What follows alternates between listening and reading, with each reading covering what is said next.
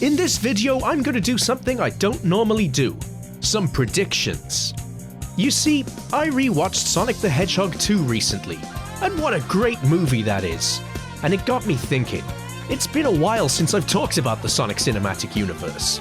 And then I figured, seeing as we'll be at the 1-year anniversary of this channel on the day this video uploads, and considering my very first ever video was about the Sonic movie universe, it would be as good a time as any to get back into it. So in this video, I'm going to make 6 predictions of things I believe we will see in Sonic Movie 3, when it releases in December 2024.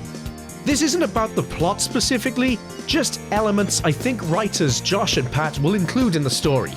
So be sure to let me know if you agree or disagree in the comments. And if you enjoy the video, hit the like button and consider subscribing.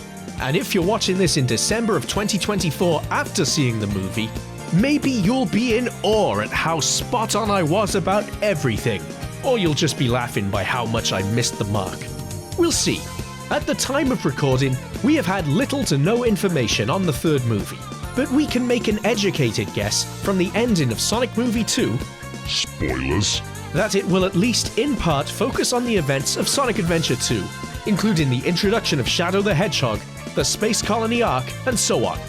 By the way, I don't think it'll follow that game exactly, but certainly the gist of Shadow's story and the arc, if nothing else, and possibly Sonic on the Run in the case of mistaken identity. Anyway, among other things, I'll be addressing how I believe the writers will handle the uncertainty of Jim Carrey's return to the role of Dr. Robotnik. So let's get into it. And let's get this big one out of the way first. 1. Maria and Shadow's backstory. I think the tragic backstory of Shadow and Maria and Gerald Robotnik from Sonic Adventure 2 will make the cut in the movie, despite it being pretty dark for a family film. In the simplest summary possible if you're unfamiliar with the game, 50 years ago, the 3 of them were living on the Space Colony Ark, a research station where Robotnik's grandfather, Professor Gerald, was carrying out various experiments, the goal of one of which was to cure his granddaughter Maria, Robotnik's cousin and Shadow's best pal, of a deadly disease. Eventually, government agency Gunn caught wind of this and didn't like some of the stuff that he was doing, so sent their agents to kill everyone on the Ark, including the other scientists based there, and wipe out his research. Maria was also shot and killed by a Gunn agent during this raid, which was the catalyst for many of the events of Sonic Adventure 2 and the reason why Shadow is the way he is. Dark, huh? So how can they get that into a family film? My best guess? Maria won't be a young girl like she is in the game. She'll be a young adult. Or if they really want to cop out, she'll just be an AI or something. She'll still get killed, but instead of Gunn shooting her in cold blood, they will cause her death by accident. Regardless, it will still have the same effect on Gerald and Shadow, as they won't see it as an accident. Also, they're not going to show her getting blasted to pieces like Murphy before he becomes RoboCop. I would assume it will just cut away and the death will be implied off-screen, kind of in the same way that Sonic X's USA dub handled it. My point being, there are ways to make a darker backstory fit into a family movie. And think back to Sonic 2. That even got a bit heavier at one point, when Tom, Maddie and Sonic just accept their fates to die together as Robotnik stomped on them with the Death Egg robot, or Giant Eggman robot as they're now called. Moving on. 2. There will be Chow. Sonic Movie 2 massively ramped up its merchandising game compared with the first movie, and the third Sonic movie will be missing a trick if it doesn't introduce Chow. If they make them adorable enough, toys of these little buggers will fly off the shelves. They could even end up with their own movie spin-offs. Play it right, Paramount, and you could have the next Minions on your hands. I can't see them having a big role, but the Space Colony Ark is a research station, and would be an ideal place to stick some of them in a sort of experimental Chow nursery unit for some scientists to work on. Or maybe Maria will have one as a pet. 3. Robotniks. Plural. At the time of recording this video, Jim Carrey has said he is likely retired from acting and will not be returning for Sonic Movie 3.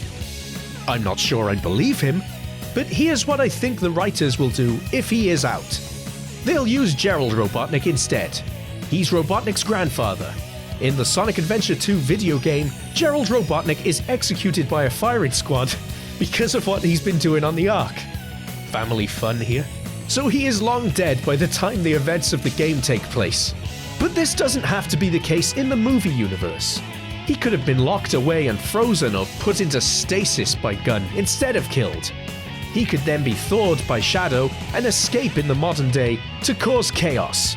And there, a new Robotnik. Paramount could cast another big-name comedy actor with a similar box office draw to Jim Carrey to fill the Gerald Robotnik role. Problem solved. Ever since the first Sonic movie was announced and I daydreamed about what was to come, I always imagined Christopher Lloyd for the role of Gerald. But at the age of 84 at the time of recording, maybe he's a little too old now. I don't know. Also, here's a bonus idea. If Jim Carrey is back, they could still use Gerald Robotnik in the same way as I mentioned, in addition to Jim Carrey's Robotnik. Robotnik is an orphan who's never had a father figure before, so introducing Gerald to fill that role, especially with Jim Carrey as a grown man, could have the potential to be really, really funny. It's just an idea. Anyway, back to the predictions. 4. Super Sonic and Super Shadow will be in the movie. Whether they are fighting the bio-lizard in space at the end of the film, or a threat that Robotnik has unleashed on Earth, there is absolutely no way this movie won't end with Sonic and a villain-turned-hero Shadow in their super forms working together for the final act. This is surely a given. 5. Shadow will die. By the end of Sonic Movie 3, Shadow will redeem himself and end up sacrificing his life at the end of Sonic Movie 3. I don't know how, but it will happen. Probably only for a second post-credits scene at the very end to suggest he is still alive. And yep, I said a second post-credits scene because the first one will be 6. A chaos tease for Sonic Movie 4. There is not a doubt in my mind that unless they merge both Sonic Adventure games together for Sonic Movie 3, we'll definitely be getting a Sonic Adventure 1 adaptation for Sonic Movie 4. We'll see Chaos Zero in the post-credits sting. Maybe there'll be another character shown here too, depending on who shows up in Sonic Movie 3. I honestly have no idea, but I think the main takeaway from it will be that Movie 4 will be all about chaos. And that's it. Those are my predictions for Sonic Movie 3, before we've seen any posters, trailers, or concrete announcements. I don't normally do these speculation videos on this channel. I prefer to focus on quite well-researched evergreen content, but I just wanted to try something else here, just for fun. What do you think? Do you agree or disagree with my predictions? What are some of your predictions for the movie? Let me know in the comments below. As always, thank you so much for watching. Be sure to hit that like button if you enjoyed the video, leave a comment down below, and be sure to subscribe for frequent evergreen Sonic and Sega videos. Thanks a lot, and I'll see you next time.